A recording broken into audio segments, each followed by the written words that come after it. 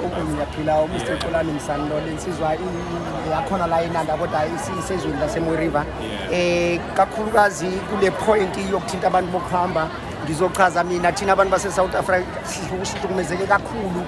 ngokuba khona kwabo lokho ngizocela ukuveza ngeinto eziningi ezahlukene ezenza impilo yethu yanakala ngoba okokuqala idakamizwa the first point into eyona isizwe iyona leyo abafike nawo kakhulu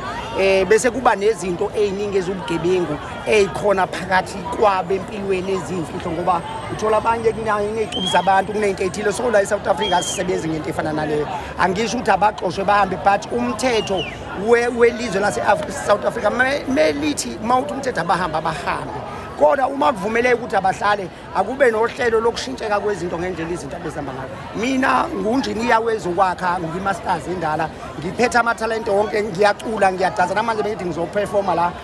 intsha ngiyayiqoqa ngale Moy River angimisela ukuyisebenza lento eMoy River ngimisela ukuya emsakazweni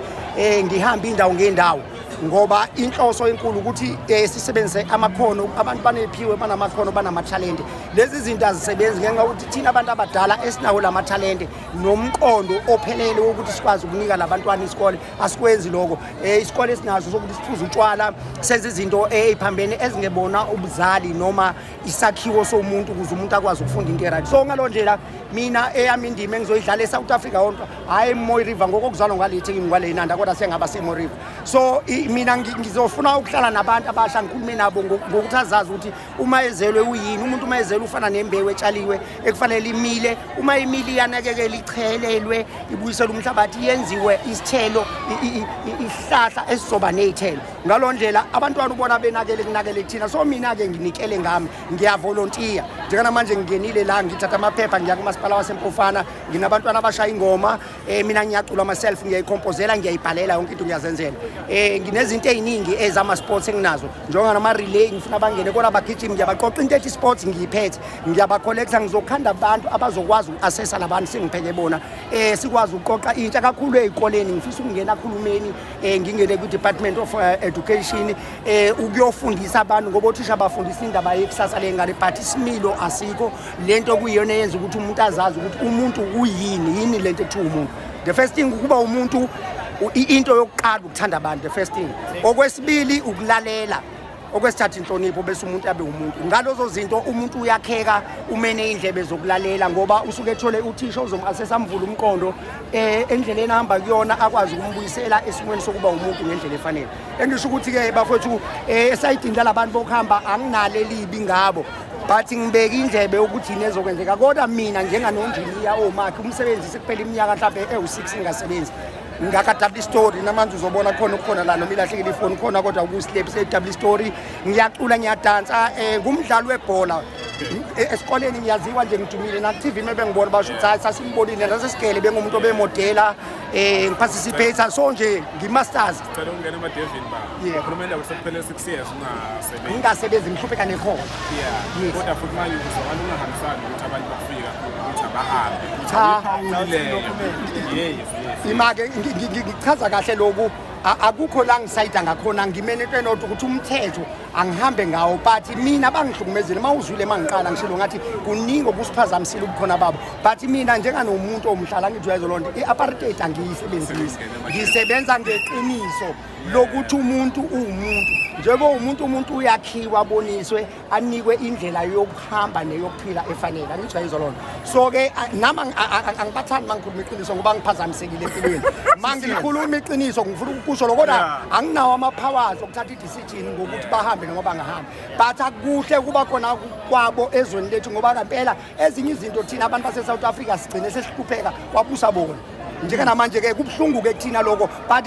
asifuni ukulwa asifuni futhi ukuxabana kodwa sifuna ukubabonisa bayibone lento ukuthi nabo baphinde ezweni labo uyayizwa loo nto basidedele nathi ngoba sekuhlupheka thina sekubusa thina so-ke sinamalungelo ukuthi siyiveze iy'nsizi zethu ngokuhlala kwethu ezweni lethu eSouth Africa so kona ngokomthetho masikhuluma iqiniso umuntu angabe ubuyele ezweni lakubo ubani kumele abheke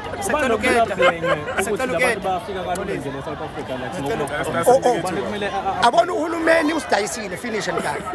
Mina angifuni ukudlala ngawe makuthiwa ngiyakwazi ukuma ngabe ngiyama phambi kwakhe mina njenge South African njengomuntu ohluphekile kuleli izwe mina ngipolitician ngizabalazile namanje umhlaba nginawo ngoba kunabantu abangibisile ngepolitiki namanje ngiyahlupheka ngehla ngenyuka ngumhlali nje ngaso leso sizathu namanje abasinakeleli labantu abaphethizwe ngoba basebenzisa iqembu labo abasebenzela umphakathi so nje manje besifisa ukuthi uma iSouth Africa njoba izovota mayithatha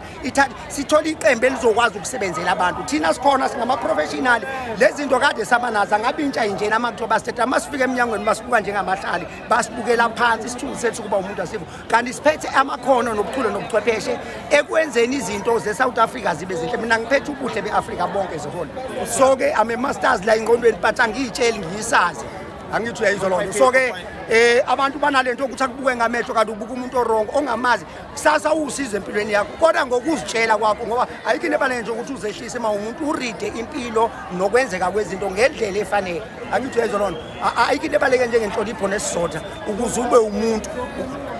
bafowethu uNkulunkulu anibusise ngiyacela ukuthi ningithathe ningifake nje intweni ngoba kahle hle nginenkampani ngiregistile kodwa yinto engifuna ukungena kuyona ngifuna ukuye radioweni ngilikhuluma udawa ngiqede ama practical ngizofika nawo kubona anyway all over baba sinike ukuthi uphethene emculweni emculweni ayikho microphone ayikho shaya khona la ishaye baba ishaye bafowethu kunengoma engikhiphile awungiyaqophela awungiyasibhalela ngiyaqophela awungiyazenzela ngisho uno amkonke ngiyazenza ngisho uno wamkonke ngiyazenzela phetha amakhono